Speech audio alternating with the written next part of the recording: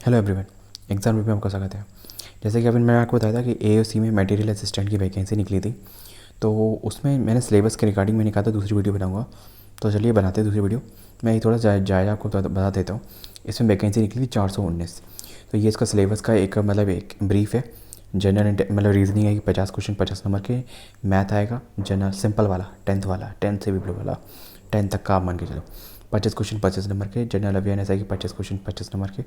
English and comparison आएगा 50 question 50 number के। मतलब 150 क्वेश्चन आएंगे 150 नंबर के। 2 घंटे बड़े आराम से आ जाएंगे। 0.25 की नेगेटिव मार्किंग 1/4, मतलब एक सही पे 4 गलत, मतलब 4 से गलत पे एक सही कट ऑफ। अब चलते हैं सिलेबस पे, जिसके लिए स्पेशली ये वीडियो बनी हुई है। मैं देखो इसको डिटेल में बता रहा हूँ, पूरा पढ़ के बताऊँगा बाई वन। और हाँ, आप लोग इसका स्क्रीनशॉट भी ले लीजिए, क्योंकि मैं ये भी नहीं कह रहा हूँ कि मेरी वीडियो बार बार आके आप पूरा सिलेबस देखो। तो चलिए शुरू करते हैं, क्योंकि आपका टाइम वेस्ट नहीं होना चाहिए। किसी भी आपके टाइम से वैल्यूएबल कुछ भी चीज़ नहीं है, ना कोई वीडियो ना कोई चैनल। चलिए शुरू करते हैं। जनरल इंटेलिजेंस में आपको क्या चाहिए? It would like to include the question. देखो verbal and non verbal type की 2 तरीके की रीजनिंग होती है। आपको इसमें क्या क्या चाहिए? Analogies and the differences. देखो एनालॉजी वो होती है जैसे कि डायग्राम के आधार पे, या फिर जैसे लिखा है 1 1, और जैसे कि इधर स्क्वायर लिखा है किसी चीज़ का, और फिर सेमी कॉलन लगा के, और फिर डबल सेमी कॉलन लगा के फिर लिखा है दूसरे का स्क्वायर। जैसे कि 7 सेमी कॉलन 49, फिर double semi colon 8 semi colon क्या आएगा 64। तो इस तरीके की ये एनालॉजी होती है। ठीक है, ये डिफरेंसेस होते हैं इसमें। ठीक है, स्पेस विजुअलाइजेशन, मतलब जैसे कि इन्होंने जैसे कि 4 कॉलम बनाए हैं ना, है ना, और जैसे में 3 3 में दिया गया, जैसे कि एक में लट्टू घूम रहा है, जैसे एक में 4 आ रहे हैं, फिर 5 आ रहे हैं, फिर नेक्स्ट फिर क्या आएगा, फिर 6 आएगा, फिर उसके बाद खाली छोड़ दिया, इसमें क्या आएगा 7 आएगा। तो ये इस तरीके का विजुअलाइजेशन। ठीक है, प्रॉब्लम सॉल्विंग एनालिसिस। तो इस तरीके का जजमेंट एंड क्वेश्चन जैसे कि कौन स्टेटमेंट एंड कंक्लूजन वाले। जैसे कि स्टेटमेंट दिया गया, जैसे कोई चीज़ दी गई कि ये बताइए इन चीज़ों से इन कंक्लूजन से ये स्टेटमेंट रिलेट कर रहा है, हाँ या ना, पहले से रिलेट कर रहा है या दूसरे से रिलेट कर रहा है, या केवल एक ही से रिलेट कर रहा है। तो वो सब चीज़ें ये कौन जजमेंट है। डिसीजन मेकिंग ये भी उसमें, विजुअलाइजिंग मेमोरी, जैसे मैंने बताया था ना कि नेक्स्ट टर्म क्या आएगा, तो उसमें छोटी छोटी सी आर्ट बना के भी आते हैं। जैसे कि अगर आपने देखा होगा बचपन में हम लोग पेपर फोल्ड करके बनाते थे ना, और कैंची से काट देते थे, और फिर उसको खोल देते थे, एक नया व्यू बन के उसमें निकलता था। तो ऐसे ही उस तरीके से उसमें दिखाते हैं कि जैसे कि एक पेज लिया, उसको फोल्ड किया और उसको हार्ट शेप में किया, तो और फिर साइड साइड से भी थोड़ा काटा, तो अब उसमें किस तरीके से व्यू बनेगा। जैसे कि ए आधा खोला, पहले चौथाई खोला, फिर आधा खोला, फिर अब पूरा खोलने पे क्या आएगा, इस तरीके से पूरा व्यू होता है। ठीक है, विजुअलाइजेशन मेमोरी, डिस्क्रिमिनेशन ऑब्जर्वेशन। ठीक है, रिलेशनशिप मतलब ब्लड रिलेशन। जैसे मेरी बहन की बेटी के पापा मेरे कौन होंगे। ठीक है, इस तरीके के बहुत सारे आते हैं है ना। ये तो मैंने आपको एक आइडिया एग्जांपल दे दिया। ठीक है, तो मैं आपको एक पर्टिकुलर हर टॉपिक का एक थोड़ा सा एग्जांपल दूँगा, जिससे आपको आइडिया लग जाए किस तरीके का है, एक चीज़ है क्या। ठीक है, नेक्स्ट चलते हैं रिलेशनशिप्स है ना, कॉन्सेप्ट्स है ना, verbal and figure classification. Figure classification मतलब फिगर्स के आधार पे क्वेश्चन आए। जैसे कि इन्होंने अगर आपने देखा हो, अगर एसएससी या रेलवे लेवल की थोड़ी सी भी रीजनिंग करी है, या एनडीए लेवल तक की, जैसे कि एक मतलब पूरा सर्कल दिया है, उसमें चार भागों में उसको बांटा है। ऊपर लिखा है 2, फिर लिखा है 3, 2 के अपोजिट में मतलब एक डायगोनली में अपोजिट, डायगोनली 2 के अपोजिट में लिखा है 4, और 3 के यहाँ पे क्वेश्चन मार्क दिया है, यहाँ पे आपको लिखना है, आंसर आएगा 9। ठीक है, इस तरीके से आपको आएंगे। नेक्स्ट चलते हैं the figure and classification, arithmetical number series. Arithmetical number series जैसे 1 3 5, फिर इस पर छोड़ दिया, फिर लिखा है 11, अब बीच में क्या आएगा, ये चल रही है प्राइम नंबर सीरीज। ठीक है, तो आपको 1 3 5 7 आएगा। ठीक है, और नेक्स्ट क्या है, अर्थमेटिकल नंबर सीरीज़, ये तो हो गया। Non verbal series, non verbal series and the test will be included the design and the ability deal with the abstract ideas, relationships and the arithmetical computation and the other analytical functions। इसी के आधार पे पहला पूरा paper बनेगा इन्हीं चीज़ों के आधार। Next चलते हैं numerical aptitude. The paper will be questions on the problem basis, problem related to the number system. Number system मतलब जैसे कि PQ वाले के क्वेश्चंस आते हैं, है ना, नंबर सीरीज़ भी इसमें आ सकती है, सब कुछ नंबर से रिलेटेड जिसने अगर बार वाला देखा होगा, या फिर जैसे कि वो नहीं देंगे रूट वाले क्वेश्चन होते हैं, रूट में 2+5 है ना, तो फिर इसको अनरूट करके मतलब क्या आएगा, तो अपन लोग नहीं जैसे कि अपोजिट साइन लेके इधर उधर रखते हैं, है ना, फिर करके कंक्लूड करके निकालते हैं। तो ये उस तरीके के क्वेश्चन बता रहे हैं, इस तरीके से रिलेटेड आएंगे। ठीक है, अब जैसे कंप्यूटेशन द होल नंबर, ठीक है, होल नंबर से रिलेटेड ठीक है, डेसिमल नंबर, डेसिमल्स, इनफ्रैक्शंस, वो अगर तुमने ध्यान हो डेसिमल्स और बाइनरी वाला जो क्वेश्चन होते हैं ना, कि डेसिमल को बाइनरी में करो, बाइनरी को डेसिमल में करो, वो ज़रूर करके जाना, इनमें वो वाले क्वेश्चन ज़रूर आते हैं। मैंने देखा है आर्मी वाले जितने भी डेसिमल लिखा है तो मतलब बाइनरी वाला क्वेश्चन ज़रूर आएगा। ठीक है, फ्रैक्शंस, फ्रैक्शंस मतलब 5 जैसे कि 5/6, 7/8, 1/2 एंड 3/4। अब इनमें से सबसे बड़ा कौन सा है? ठीक है, या इनमें से जैसे कि दी गई है, अब इनमें से मतलब डिवीज़न करके दिखाओ, या जैसे कि प्लस करके माइनस करके एक सिंप्लीफिकेशन बना दिया है, तो उस तरीके से आपको करके दिखाना है। ठीक है, नेक्स्ट क्या है? रिलेशनशिप बिटवीन द नंबर्स, है ना। जैसे क्या रिलेशनशिप, जैसे कि मैंने अभी ऐसा बताया था ना कि जैसे कि वन का रेशियो, वन का स्क्वायर, 3 का स्क्वायर, 5 का स्क्वायर, 7 का स्क्वायर, 9 का स्क्वायर, तो इस तरीके से पूछा जा सकता है। फिर इन द ब्लैंक्स दे देंगे और वहाँ से पूछा सकता है। द फंडामेंटल अर्थमेटिकल ऑपरेशंस, देखो इसके लिए कुछ थोड़े प्रीवियस ईयर पेपर्स है ना, वो थोड़े लगा लेना, उससे तुम्हें और ज़्यादा अंदाज लगेगा। मैं टॉपिक के आधार पे आपको बता रहा हूँ कि जो मिनिमम और मैक्सिमम लेवल क्या रहता है। ठीक है, फंडामेंटल अर्थमेटिकल ऑपरेशंस, ठीक है, फंडामेंटल मतलब बेसिक लेवल का, बेस लेवल का, मैं इसलिए ये बेस बता रहा हूँ। रेशियो प्रोपोर्शन मतलब जैसे कि एक बाल्टी में 3 लीटर दूध और 4 लीटर पानी है। अब हमने उसमें से 2 लीटर पानी निकाल लिया और 2 लीटर दूध डाल दिया, तो अब कितना चेंज हो गया। या फिर दूसरा इस तरीके से आते हैं जैसे कि 1:2, है ना, किसी ए रेशियो बी बराबर है 1:2 और बी रेशियो सी बराबर है 3:4। तो अब इन दोनों को जैसे कि हमें इक्वेट करते हैं ना, है ना, तो ए का बी में, फिर बी का सी में, और फिर बी का सी में, इस तरीके से निकालते हैं और मल्टीप्लाई करके तब हमारे इक्वेशन में मतलब रेशियो निकल आता है। ठीक है, इस तरीके से रेशियो प्रोपोर्शन। एवरेज इंटरेस्ट, जैसे कि एवरेज तो हम लोग जानते हैं कि मतलब किसी भी चीज़ का एवरेज कैसे निकालते हैं, हम लोग मार्क्स वगैरह एवरेज निकालते हैं, लेकिन यहाँ पे एवरेज का मतलब ये केवल नहीं होता, बहुत सारी चीज़ें क्वेश्चन आते हैं इससे रिलेटेड। ठीक है, इंटरेस्ट तो हम लोग यह सब जानते ही हैं कि इंटरेस्ट एक बहुत कॉमन टॉपिक है, कि जैसे कि किसी भी चीज़ को हम खरीद रहे हैं, है ना, या किसी को हमने पैसे दिए, किसके 10% ब्याज पे। ठीक है, सिंपल इंटरेस्ट क्या होगा? सीधा 100 × 10 × 1 ईयर, 1 साल के लिए, है ना, × 10, तो कितना हो जाएगा? 110। ठीक है, सिंपल है ना। अब यही कंपाउंडिंग में 2 साल पे हो जाएगा, तो 1 साल के लिए तो इतना ही रहेगा, लेकिन जब 2 साल के लिए हो जाएगा कंपाउंडिंग में, तो वही 10 × 10 × 1 हो जाएगा। ठीक है, तो इस तरीके के क्वेश्चन है। नेक्स्ट चलते हैं प्रॉफिट एंड लॉस।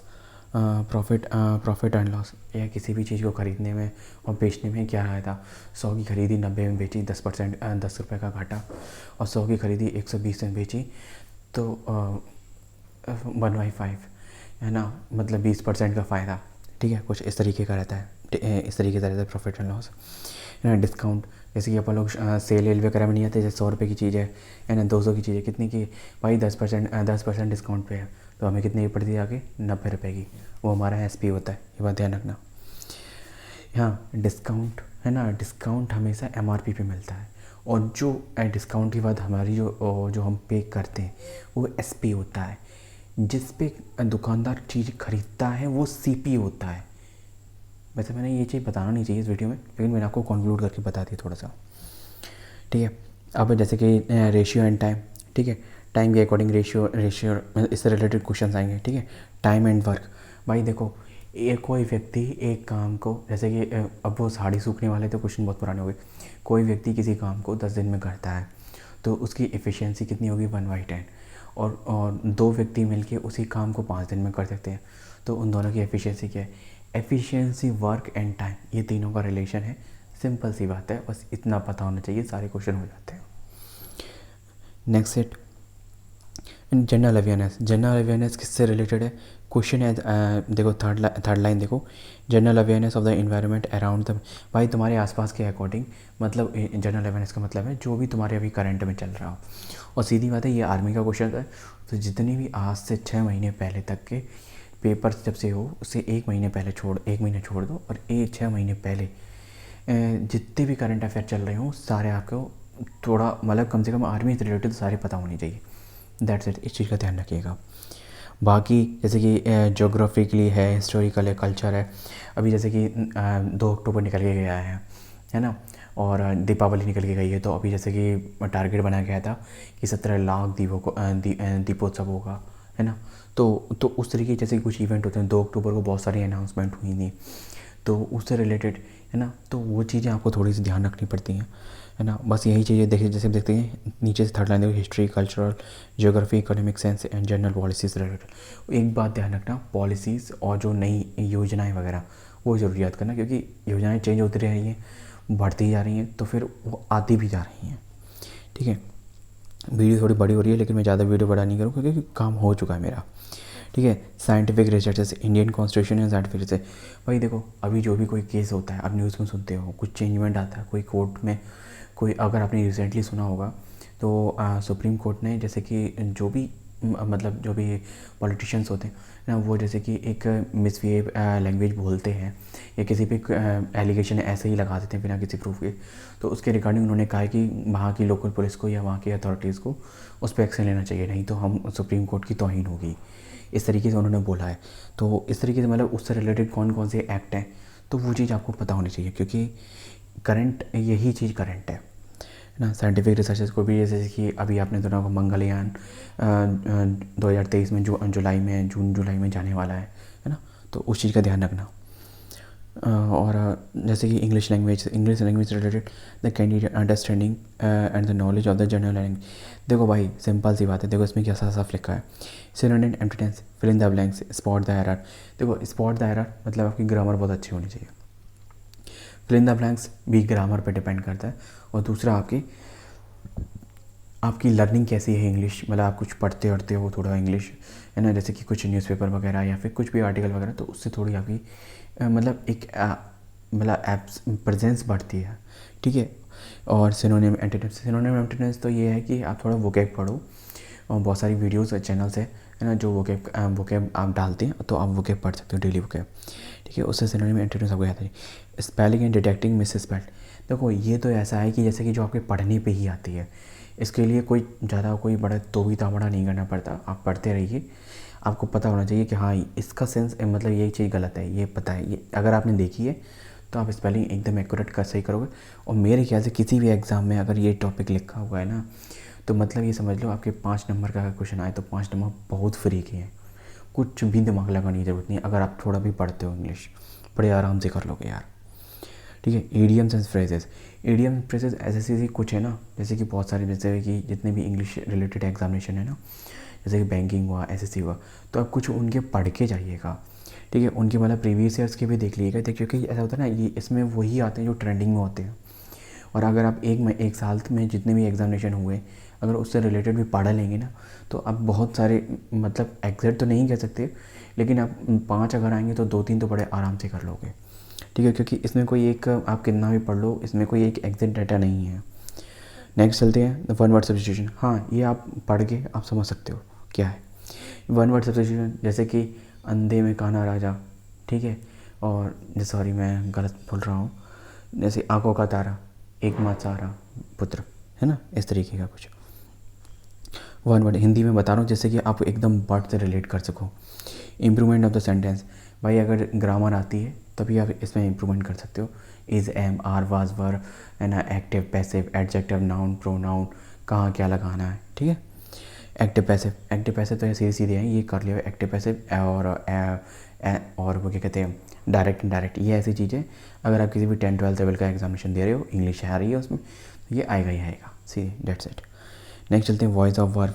ठीक है, और नेक्स्ट है the conversion into direct indirect. जैसे कि मैंने बोल ही दिया, देखो लो आ गया इसमें, है ना। इन दोनों को तो देखो आप जो इसमें एकदम तुरंत कर सकते हो, direct indirect, active passive, miss spelled error, है ना, वन वर्ड सब्स्टिट्यूशन, है ना। ये जो 4-5 टॉपिक ऐसे हैं ना, जो आंखों देख के थोड़ा सा भी पढ़ोगे बड़े अच्छे से हो जाएंगे। Shuffling of the sentence part. ठीक है, मतलब जैसे कि कोई थोड़ा गलत सलत होना या फिर कुछ डिस्टर्ब होना, तो उसको चेंज करना। Shuffling of the sentence in the passage. ठीक है, क्लोज पैसेज, है ना, कॉम्प्रहेंशन पैसेज। भाई कॉम्प्रहेंशन तो बहुत ईजी होता है, मतलब नंबर ग्रेव करने का, क्योंकि वो अनसीन पैसेज होता है ना। कॉम्प्रहेंशन होगा उसमें, ठीक है, अनसीन नहीं है, पर कॉम्प्रहेंशन होगा तो उससे आपको पढ़ना है। इसमें थोड़े वर्ड्स वगैरह, स्पेलिंग, सिनोनिम वगैरह पूछे जा सकते हैं। तो ठीक है, बस सिलेबस में इतना ही, बस मैं इतना ही डिस्कस कर, इतनी ही सिलेबस है। तो अगर आपको कुछ भी आइडिया लगा हो, कुछ भी पॉजिटिव अगर वाइब्स मिली हो या कुछ भी इन्फॉर्मेटिव मिला हो इस वीडियो में, तो प्लीज़ वीडियो को शेयर एंड वीडियो को लाइक जरूर करें, और चैनल को सब्सक्राइब करना तो बिल्कुल भी ना भूलें, क्योंकि आप जितना सपोर्ट करोगे उतना ही हमें मोटिवेशन मिलता है इस चीज़ों से। तो ठीक है, चलते हैं, मिलते हैं नेक्स्ट वीडियो में। और हाँ, प्लीज़ यार, रिगार्डिंग अगर कुछ भी आपको कुछ भी डाउट हो, एनीथिंग, आप प्लीज़ कमेंट बॉक्स में पूछिए। आपको थोड़े इवन 1 to 2 आवर्स में या फिर इवन 24 आवर्स के अंदर आपको रिस्पॉन्स बिल्कुल भी जरूर मिलेगा।